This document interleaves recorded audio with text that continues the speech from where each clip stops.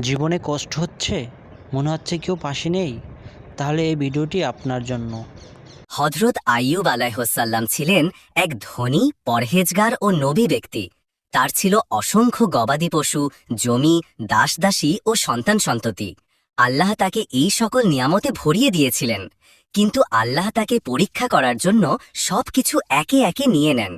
তিনি হারিয়ে ফেলেন তার সন্তানদের, ধ্বংস হয় তার সম্পদ, তার দেহে ভয়ঙ্কর চর্মরোগ দেখা দেয়, তার সারা শরীরে ঘা হয়, এমনকি মানুষ তার কাছেও যেতে চাইত না। সবাই তাকে পরিত্যাগ করে, একমাত্র স্ত্রী ছাড়া কেউ পাশে থাকেনি।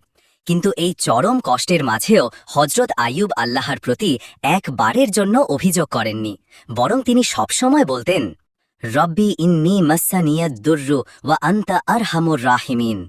হে আমার পালনকর্তা, আমি কষ্টে পড়েছি আর আপনি তো সর্বাধিক দয়ালু। সূরা আম্বিয়া ৮৩।